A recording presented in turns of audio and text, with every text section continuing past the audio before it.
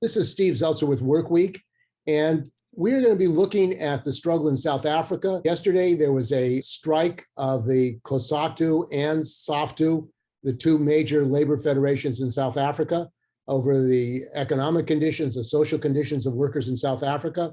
And joining us are...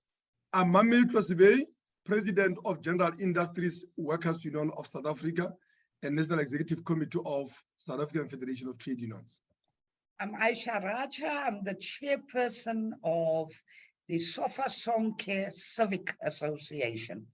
So welcome to WorkWeek. And we're talking today, the unions, the two major union federations in South Africa, yesterday had a strike, a protest, walkout. What were the reasons behind this strike action, this work action by workers and community people in South Africa yesterday? Steve, we have been, like the rest of the world, in the recent months and year or two, we have been faced with, the rising cost of living, which is really a nightmare for the working class and poor people in this country, but also which is affecting a significant section, particularly lower layers of the middle class. And that, I think, is driven to some extent by speculations around the war in Ukraine, but it's really about a corporate profiteering in the energy sector, in the food sector, a number of other sectors in the economy. So the prices of energy, that is electricity, that is fuel, the prices of food, the prices of transport have been increasing. I mean, to in astronomical terms and figures that pushes the cost of living beyond a reach of many working class and poor people. Yeah, and for our civic, who are mostly women-headed households, it's a nightmare. During COVID, many of our members lost their jobs, and it was an uphill battle for these working class people who had, up till COVID, managed to somehow keep a roof over their heads and food on the table. And now it's become almost an impossibility. There are no safety nets. There are no government programs that help people who lost their jobs during the pandemic. When the pandemic started, we were told we have this huge budget to help the community and especially the poor. But of course, we know what happened to that. And so it's an everyday struggle for people just to live with a little bit of dignity. And what were the demands of the unions that went out on strike and community members? What do you want? So let me just start with the figures so that you understand our demands, right? Then when it comes to electricity, this year, electricity tariffs increased by 9.6%, by 15% last year. Over a whole period from 2007 to 2022, they've increased by 507%. We have a price of fuel in the past month, just, hitting the roof. Since June last year to June this year, a 93 unleaded it increased by about 52% and by about 72% since March 2019. That's the reality that we are facing.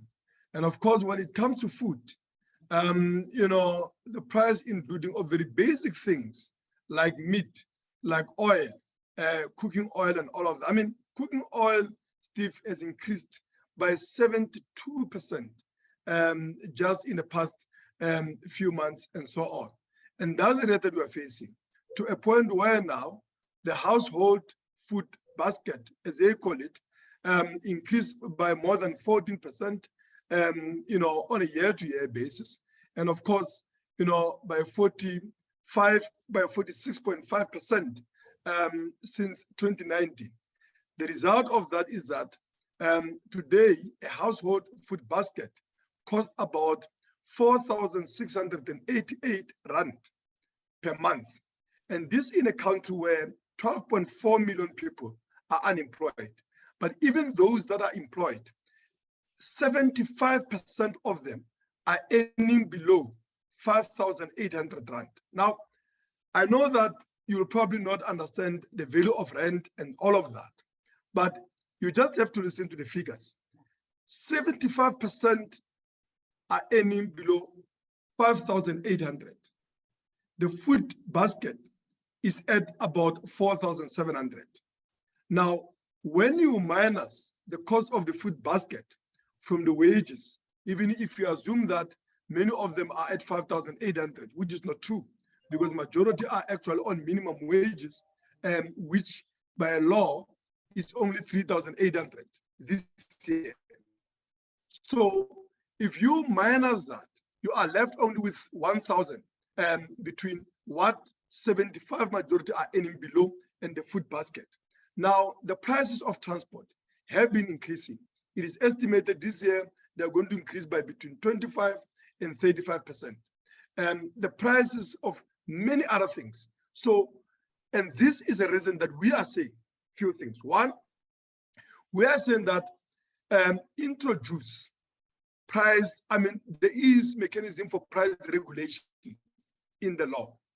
They've used it during COVID when there was a threat of speculation on masks, on sanitizers during the early months of COVID. Introduce that. We are saying that introduce and legislate a decent minimum wage. Take a minimum wage from 3,800 that it is to 12,500, which is a wage that was fought for by Marikana, by the workers of Marikana. And that was about what? 2012. But we think that if that's where the minimum wage can be placed, it will be a significant improvement for many workers. We say introduce a basic income grant of 1,500 for the unemployed.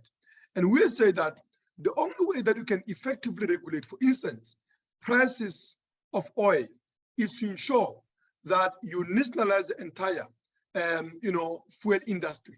The South African oil company used to be a state-owned, it was privatized. We say renationalize it. Nationalize all the refineries. Make sure that oil is a publicly owned good, and therefore, you can use it in such a way that you can subsidize many sections to ensure fuel is available affordably, but also so is transport. And we also say that take the same measures of, nationalizing key sectors, particularly in the food industry. That's the way to go about it. And we want to add, continue. Rent control. We had it in the past during apartheid days, but now we just thrown to the market. The market controls everything, and our government just gives in to them. So what we want as community activists is for the trade unionists to marry shop floor struggles with community struggles, and for us to rebuild. We have a very proud history of resistance in this country, and we need to rebuild those structures so that we really can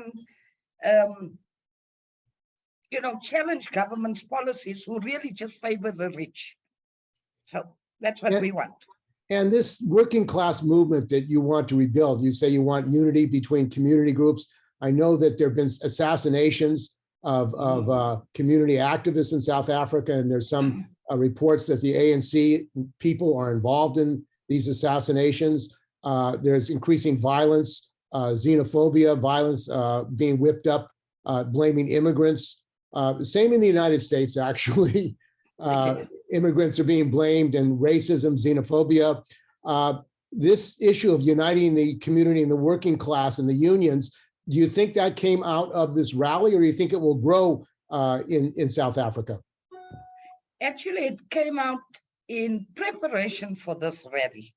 So we really have to congratulate our comrades here in the trade union movement, people like Zwelinsina Vavi, people like Comrade Sebei sitting next to us, who heard us as communities when we said we have to start uniting the working class. So we're going to give them that. And yes, it is very easy for the state to blame others for their failing. And just yesterday, I think 2 days ago, one of the MECs of education, health, actually a patient was about to be operated on, had to hear from her how that poor person is now taking resources from South African communities, which is all rubbish. It's absolute rubbish. And that is why it's so important for communities on the ground to be involved, because when you actually ask people in communities, please explain to me, how have these poor immigrants taken your jobs? They'd be very hard pressed to actually explain to you how that works. So yes, this is just the beginning. You know, we really have to go back to the way we organized pre-1994. In fact, I think we have to be much more resolute now. So when Comrade Ayesha says that we even began, before the action itself, not only is it that demands of the community, were very central, because I think I've only emphasized demands around cost of living, but you can hear there, the basic income grant that we are demanding is mostly for the unemployed, but actually we are also protesting unemployment itself. We're also protesting a collapse in public services and state-owned entities that are supposed to be providing that service. So those were central demands, many of which actually were demands coming out of communities. But also, we have the Working Class Summit process, which has formalized relationship and conversations and organizing together between trade unions and communities, as well as other movements in various theaters of working class struggles around women's rights, struggle for gender equality, struggle for climate justice, all of that. So we convened that Working Class Summit in preparation, and it was at that summit that demands were expressed mainly from communities, but also demands were having been agreed upon, and they were also now linked with discussions around action. And it was many communities that actually participated in that demonstrations, not just trade unions. And there has been a struggle in South Africa for some time now for a mass working class party. The ANC government has privatized, as you say, sold off the energy. They want to destroy Eskom.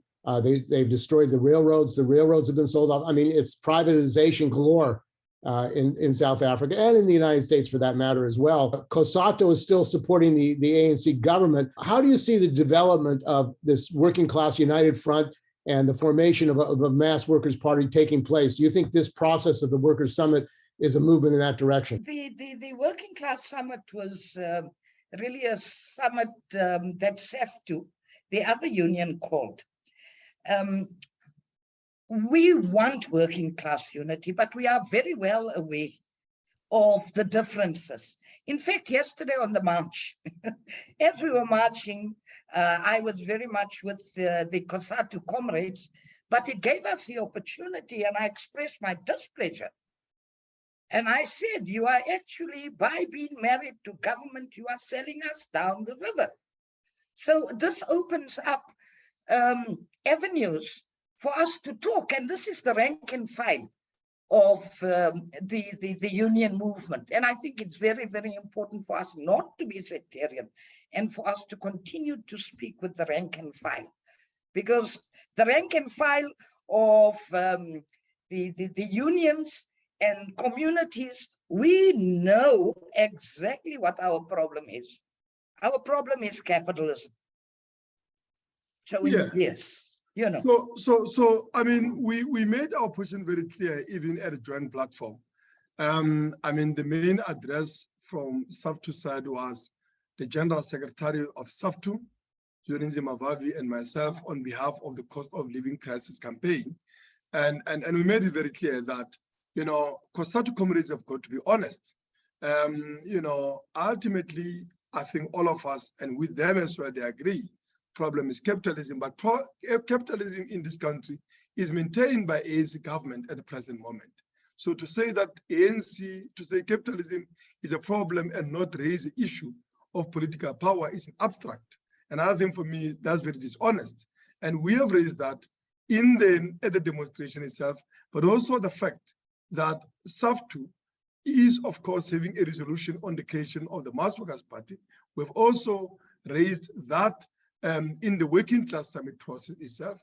And we are saying that beyond the 24th, which was yesterday, we are going to have to deepen discussion about the need to create on much urgent basis the campaign towards a creation of the Mass Workers Party, because we need a workers' government in this country, as in yesterday.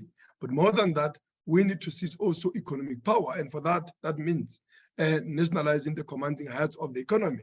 The proposal for nationalization of this and that sector is linked with the immediate crisis. And of course, if government could carry out that measure even now, it would be a major relief for working class people. But however, none of the reforms on the base of capitalism are sustainable. Much as they can nationalize it today, they will privatize it tomorrow when the requirement of profit demands that.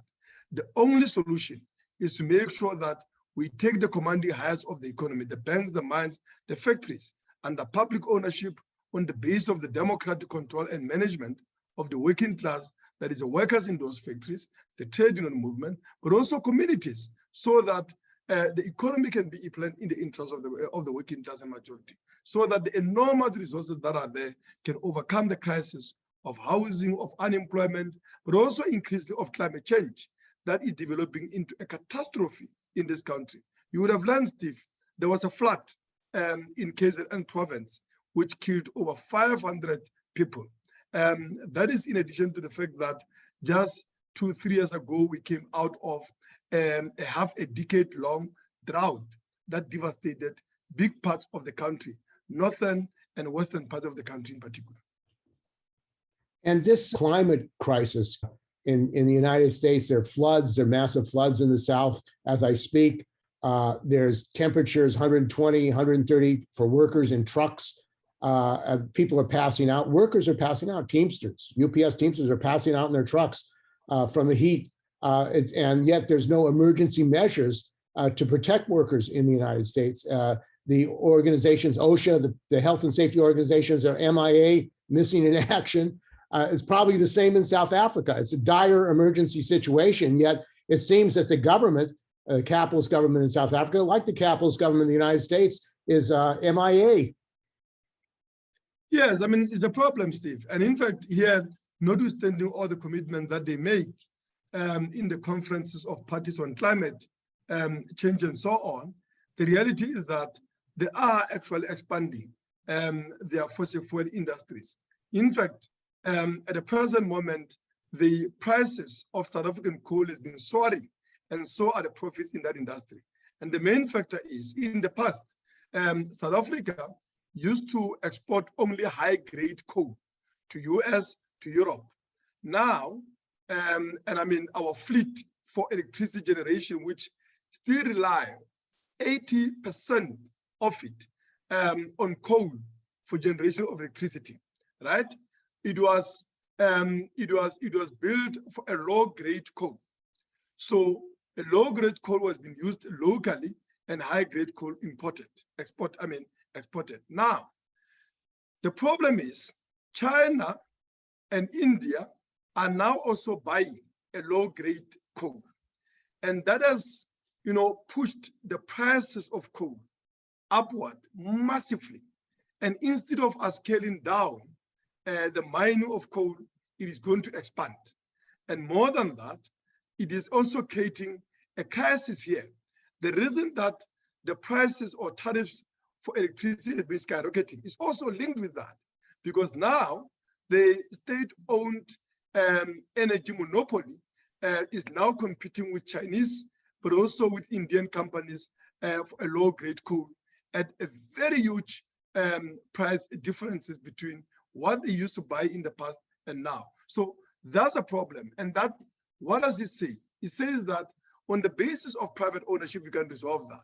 because as long as capitalists are making more profits out of that, they are not going to decommission the coal, even if that lead to an ecological disaster of climate change, the consequence of which we're already seeing here in South Africa itself.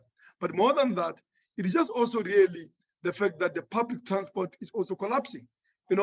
Train system, Steve, is no longer working.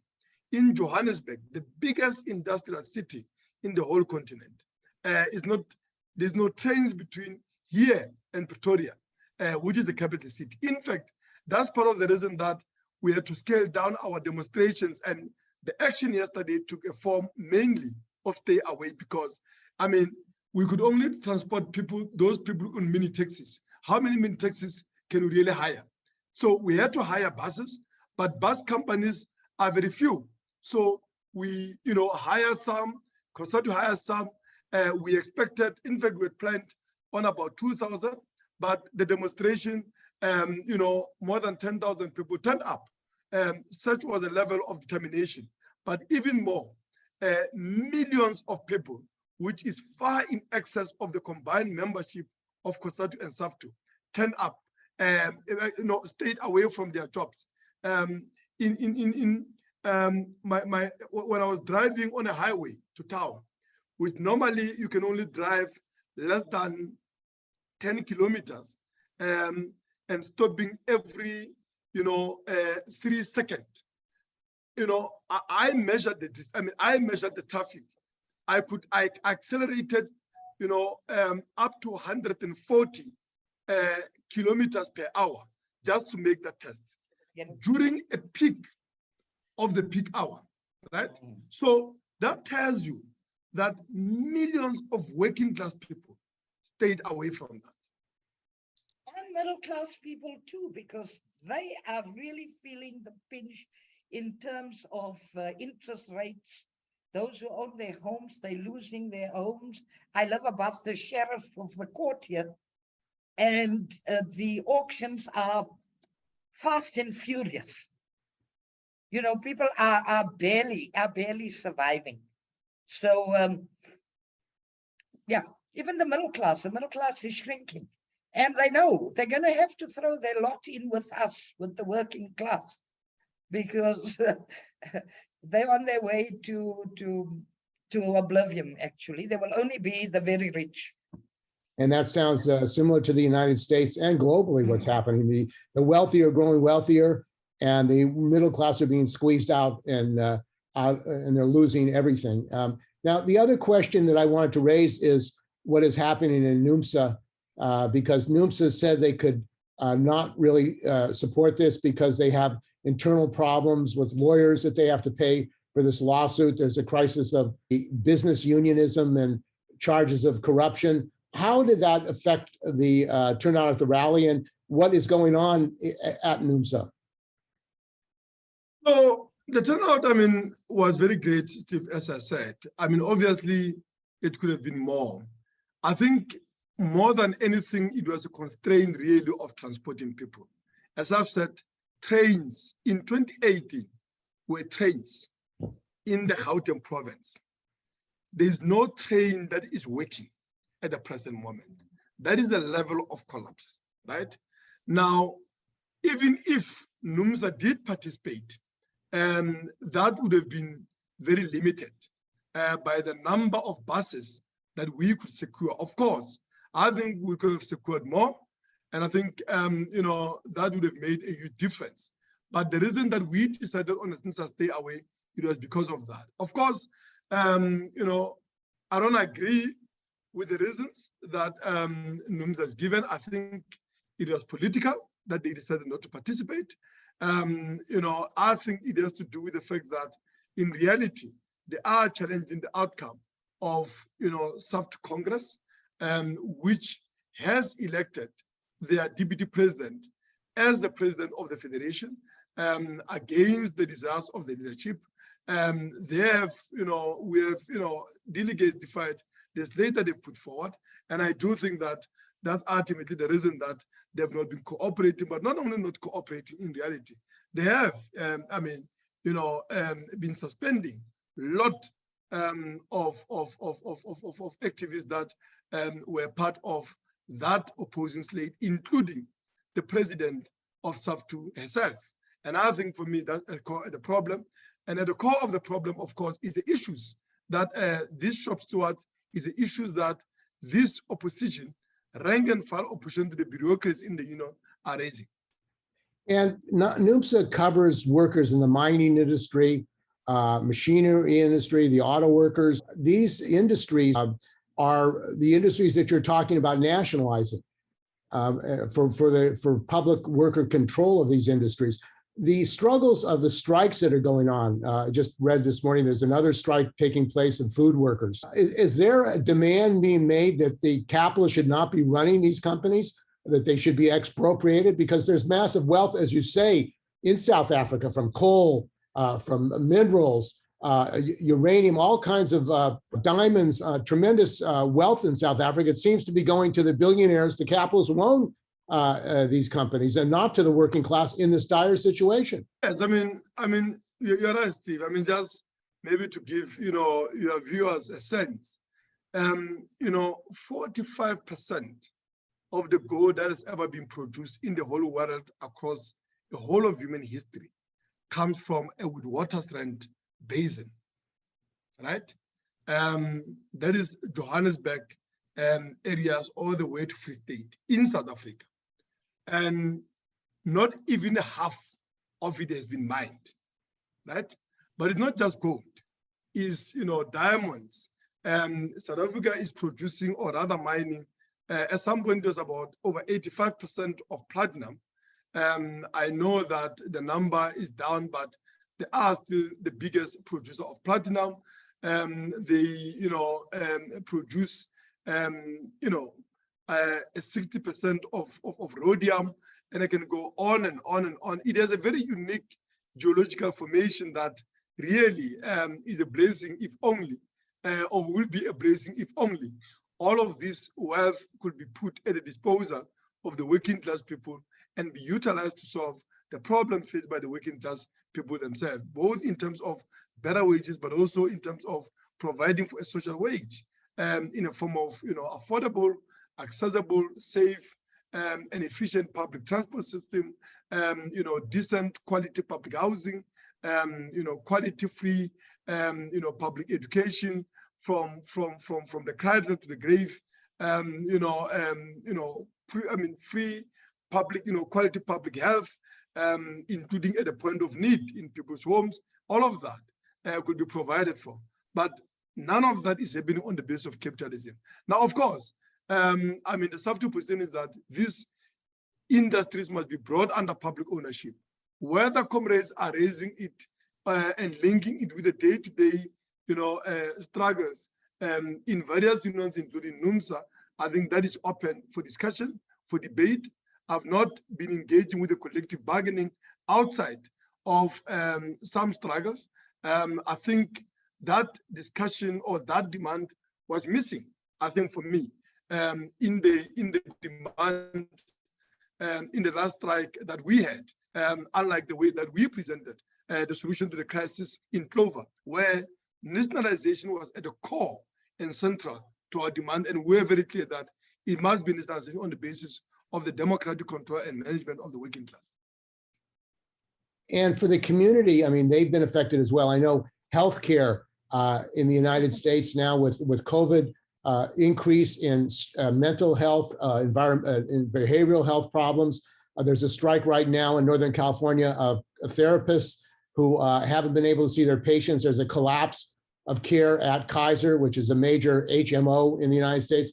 It seems like these stress conditions, health conditions are multiplying, and yet the system is collapsing. It's not able to take care of people, even though they're being provided by money by the government. They say they're nonprofits, but they're actually privatized, and they run like private companies. Is that the case with healthcare in South Africa as well? And here, Steve, I actually want to blame the other classes in society, especially government. After 1994, all the money that they actually making is been put into private healthcare and private education, for example. So billions, I mean, those who earn money are pouring billions into private enterprise, whereas this could have gone to give decent health services and quality health services and quality education to the children of all people. But this capitalism is so rabid, Steve. You know, in the housing, and I'm a housing activist. So we have laws that do protect, for example, if I happen to occupy a place and I'm there for more than 48 hours, it will take a court order to remove me, right? So these are laws that do give a small measure of protection to renters.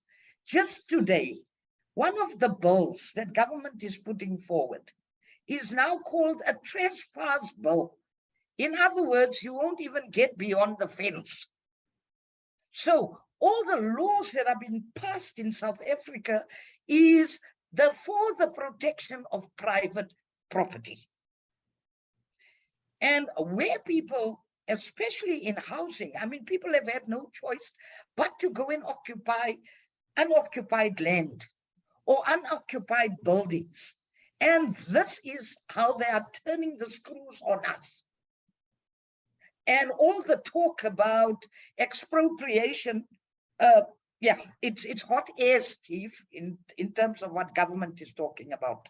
It will only come from the ground. Sorry.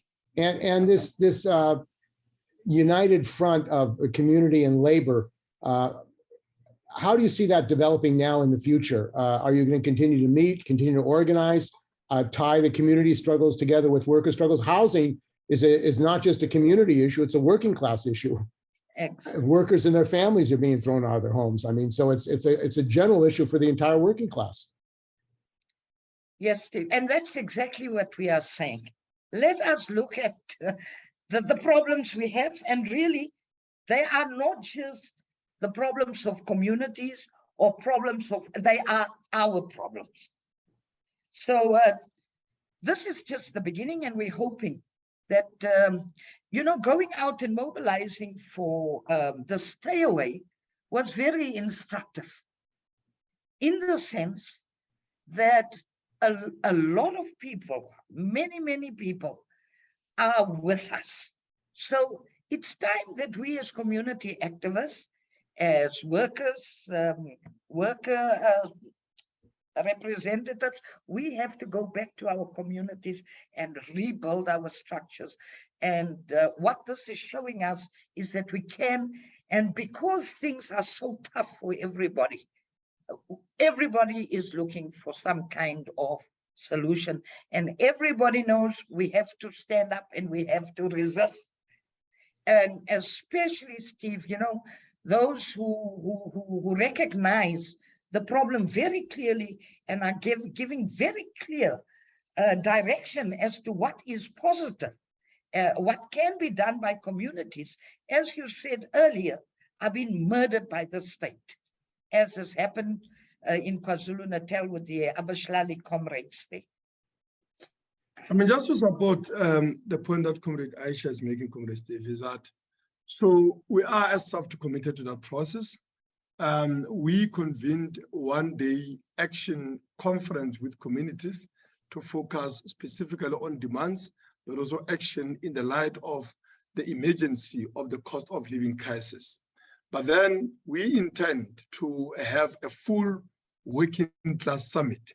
You know, I think the date is out, and probably myself and you can have a follow-up conversation about, you know, what we at least aim to achieve as SAFTU, as organized labor, out of that particular summit, in conversation, of course, with communities. But I mean, the thing that, Steve, I also want to just also bring forward. No, I've been asked, for instance, like, I mean, I've been asked to say, you know, how do we see, you know, this strike? And one of the points that I make about the shutdown was that, for me, it has succeeded even before yesterday. And the main point was the conversation, Steve, that we have been having with working class people, with society, about issues that really matters.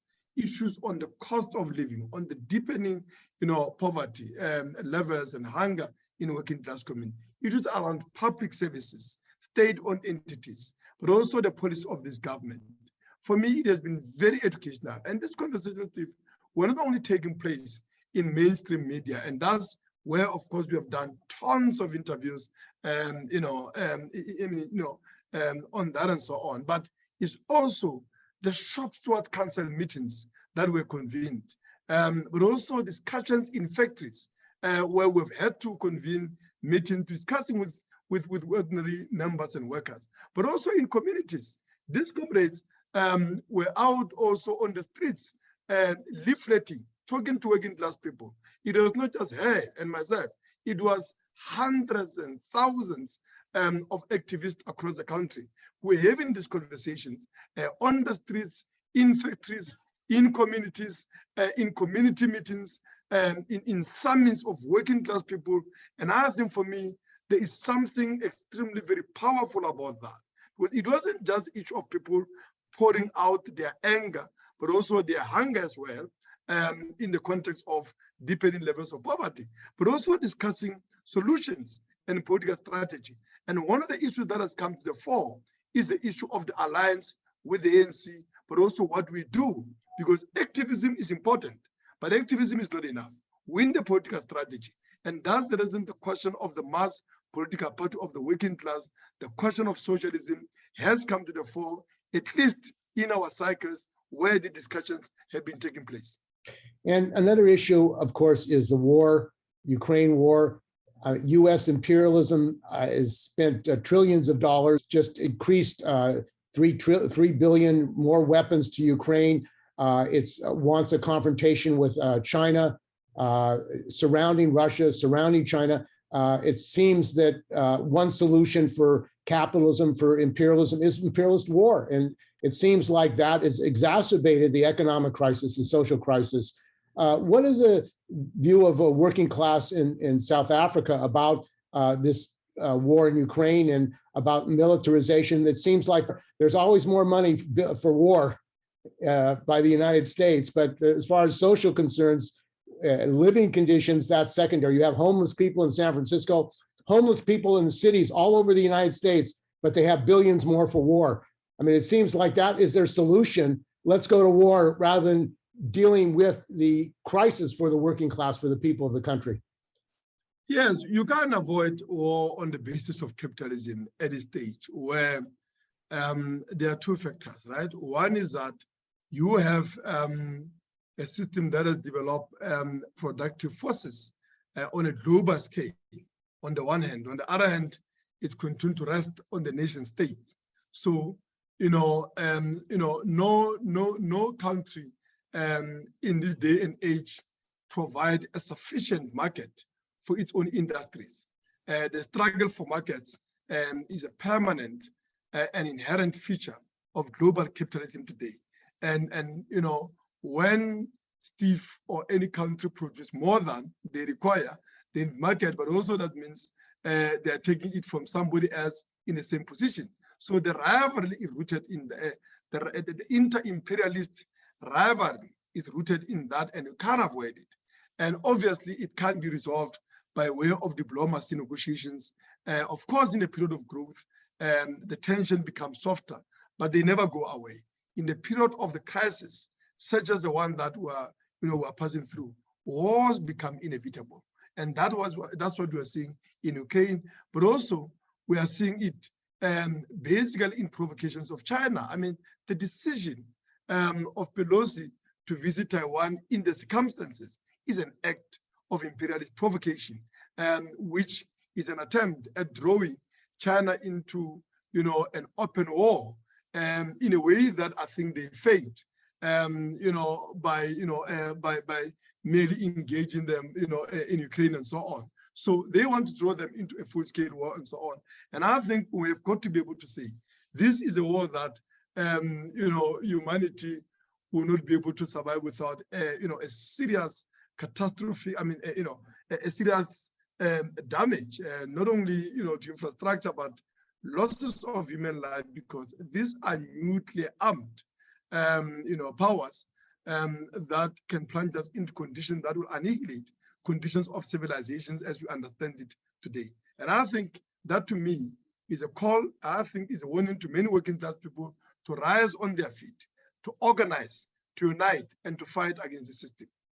Actually, the US is not very popular on the ground here in South Africa because of the many wars they've been involved in. And people feel, especially with the Ukrainian war, when the war in Ukraine broke out, many ordinary people at first, there's this reaction where people start putting the map of the country on their Facebook or their Twitter or whatever. And then they saw how Black people were being treated who were also had to get out of Ukraine. And then there was a whole talk and a realization that war is horrible as long, and this is the narrative that we're getting here, war is terrible if the victims are white. But if the victims of this war are Black or brown, then it's not as important. And in South Africa, of course, we have great solidarity for the people of Palestine. And we are saying, look at the hypocrisy of the world. Look at the hypocrisy. There is war every single day on an unarmed people in Palestine, and the world says nothing. So on the ground, I think people are very well aware of hypocrisy. Most people are anti-war, but at the same time, people in South Africa do remember that during the time of apartheid, who our friends were. But I think there, Steve, also I must emphasize that I think people recognize that Russia, obviously, with restoration of capitalism, is Putin, pursuing imperialist objectives. Notwithstanding the provocations of NATO and all of that, he is an imperialist. And what he has in mind, of course, is not the restoration of Soviet Union as people make it to be, is actual restoration of Russian Empire. And I think that is how we must see that war, and that's how we are approaching it, as an inter-imperialist rivalry. And I think ourselves, as SAFTU, have condemned both the actions of Russian imperialism, but also actions of NATO and Western imperialism that provoked it as well. And what are we saying? We are saying that the only solution to that war, first and foremost, is the working class of Ukraine rising up against one, the Ukrainian government that has brought also about that situation by its flirtation with NATO and all of that, but also in rising up, obviously, they also need to defeat the invasion and attempts at, a colonial empire over a sovereign country that they have there. And the only way that they can do that is on the basis of workers' government, is on the basis, of course, of the working class owning the economy, and in so doing, taking control and management of their own destiny. So it's a grab for resources. And the United States, of course, was responsible for putting the oligarchy back in Russia, privatizing the wealth of Russia for the oligarchs, who now they say they want to attack. So US capitalism would like to grab the resources of and not just Russia, if the Russia collapsed, but also China. As Cheney said, the oil in Iraq belongs to the United States. That's where it happens to be in Iraq, but it belongs to the United States, to US oil companies, So that's the thing. Yes, when these countries were what we call the deformed worker state, and the economy was publicly owned and so on, US imperialism was their worst enemy on class basis, right? Because obviously they represented a system that threatened in many ways the system of capitalism, not only on the basis that capitalism had been overthrown in those countries, but also that it was seen, or those economies and those countries were seen as point of reference for people all over the world that were struggling and fighting against capitalism and imperialism. And I think the US spent so much resources during the Cold War to obviously undermine the regimes, even bureaucratic dictatorships that developed in those particular countries, but on the basis of public ownership and planning of the economy, in order that capitalism be restored. And now that capitalism is restored, but also recovering after obviously the collapse that followed the immediate, the collapse in industry that followed the immediate, that followed immediately after the capitalist counter-revolution and restoration in those countries. Now that they're recovering and these countries are beginning to be a serious competition, now they are also fighting with them on a different basis. It's a different class basis. It's not the same Cold War that we had between two different, if you like, economic systems. Today, it is similar systems. However, imperialist rivalries, for them is about a struggle for markets. And it seems like the only solution really for the working class is a united fight internationally. We're facing the same bosses, the same capitalists, the same billionaires on a global scale who are basically destroying the world and destroying us with it. We got to stop buying what they're selling. They're turning us all into them consumers, not citizens. And they all, we just stop. We have to use our power. So I think, and unite, yes. Yes, yeah. Excuse me, Steve, can I do that? No. I think, internationalism really, Steve, is the only way that really you can successfully fight, capitalism that is a global system today. And that's the reason that as workers' movements, we have, international federations, across every industry, first and foremost. But of course, as with national unions, these are not enough. We need a political strategy. And that political strategy means we must be organized politically. But at the moment, we are fighting for a mass workers' parties in different countries across the world, because the crisis of working class today consists primarily in the fact that, the working class is not even organized independently as a class politically in many countries across the world. So we've got to resolve the question of the class and political independence of the working class. But that cannot be resolved only and strictly on national basis.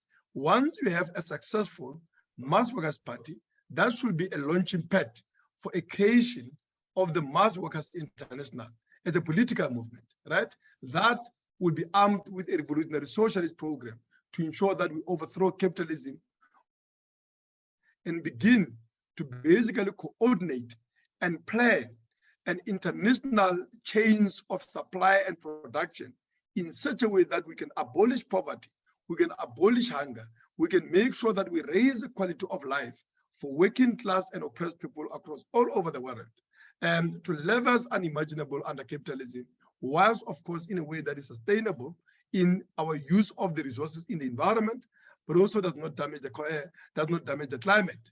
And the only way that we could be able to do that is on the basis of the of the world revolution, and that requires coordination, but also that requires organization, and that is what we must be fighting for at the present moment within the workers' movements, in trade unions, that we create these mass political parties. Well, I want to thank both of you for your reports, your comments.